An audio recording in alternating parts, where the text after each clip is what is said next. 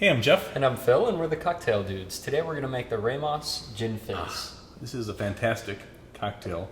Sort of like an adult milkshake, really. Yeah, it's right out of New Orleans. Yep. 1888, Henry Ramos. Yeah. He was the owner of the Imperial Cabinet Saloon, and this drink of his, originally called the New Orleans Fizz, caused quite a sensation. People would line up to get in and see people just even shaking it. Yeah, you had to shake this thing for 12 minutes. Yeah. That's a lot. So people would get tired. They had guys with white gloves. They'd shake. As soon as they got tired, they'd pass it to the next guy. He'd keep shaking. That's not quite true. If you look at the history books, Phil, the guy would shake it, and then he would pass it, and then he would quit. He said, this is like, I can't stand this. It's like, I'm not doing this anymore. We can't shake it for 12 minutes. We're good if we can get 4. Right. And that almost kills us each. And actually, I'm going to shake today because you're shaking everything else we're filming. Exactly. So we have to sort of spread the misery. Right. For this cocktail, you need gin. We like the Plymouth gin here. Lemon juice and lime juice. 1 egg white. Some orange blossom water. Granulated sugar. Club soda. And heavy cream. It's a lot of ingredients. That's a lot of stuff. But it turns into one fantastic drink. Yeah, it does. It's worth all the ingredients and all the shaking. Yeah. We like to shake it because the pain that it imparts in our body is rewarded by such a delicious drink. That's right. But this is one of those cocktails certainly that if you go into a bar and order it, you'll get cursed at by the bartender because they don't like to shake it either. Right. Yeah. It's terrible. We're going to add everything to the glass of our Boston shaker, starting with 2 ounces of gin. We'll actually add everything except the club soda. Yeah, you don't want to be shaking that. It's going to be messy enough. 1 egg white.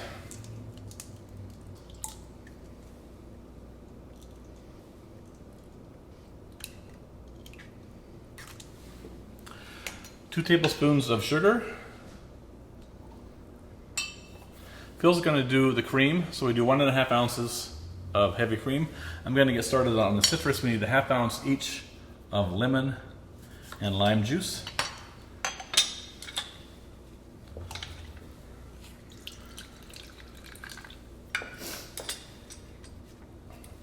And then Phil's going to do 4 drops of the orange blossom water. Now, this is the most critical thing. First of all, you need this. You can't substitute Cointreau or something crazy like that. Right. And you don't want to overdo it because it's very perfumey and a little bit goes a long, long way. So just 4 drops is all you want.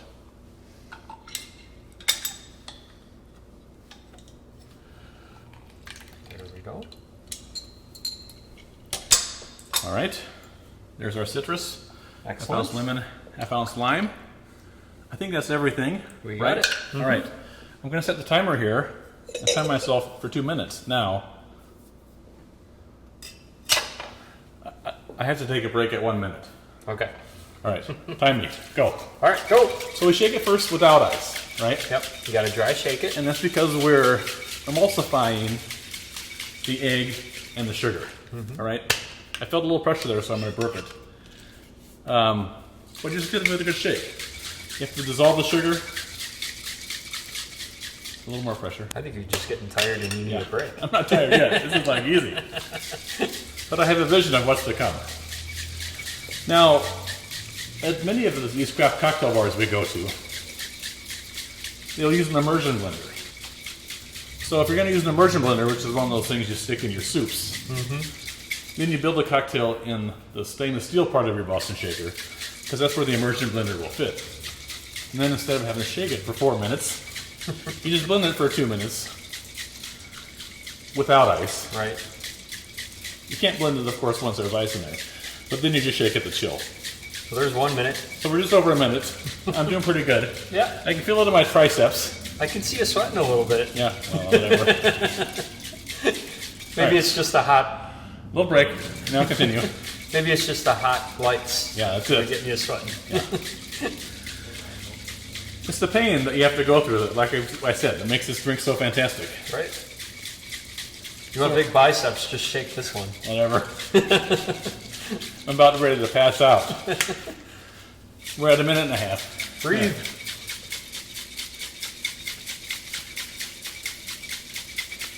Is this your finishing kick? You sped up a little bit there. Well, I'm using different muscles now. Usually I go to the two-hand method when I add the ice. Ah, there you go. You didn't train as much as you thought, huh? No. Now, we like to use a Boston shaker when we're doing this with a glass beaker as opposed to two tins. Right. And we'll show you about that in a minute. Now we're going to add ice. Fill up our glass with ice cubes. There you go. Now we're going to shake it again for another 2 minutes.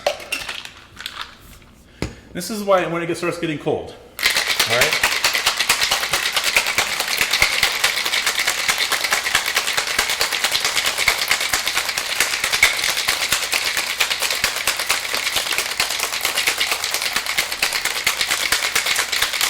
This is where you just start watching the time. Yeah. It's like when you're a kid and you're like, see how long you can hold your breath? Right. You don't ever look at the clock because it like, oh my gosh, that clock is not going by. So I try not to look at it.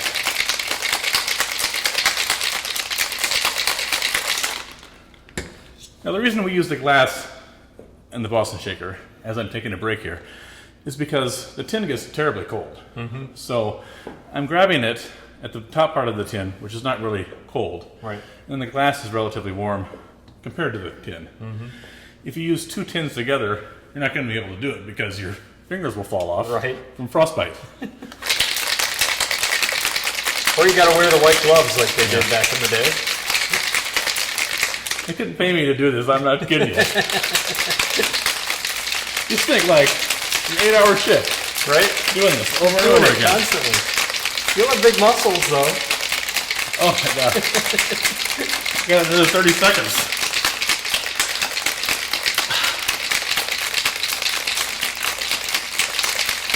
I can see why they did it like a relay for sure. You're not offering to help any fellow. That's not very nice. I think you got it. All right. That's 4 minutes, but not counting the breaks. All right. There you go. So we're going to add that to our Collins glass that's void of ice, along with 1.5 ounces of chilled club soda. I have to talk like this because I can't get a word in edgewise otherwise.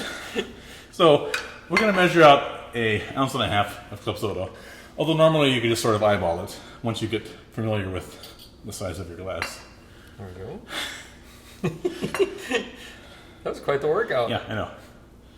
There you go. All right, so we'll go ahead and add that in then first, and then we'll sort of aggressively pour in our mixture.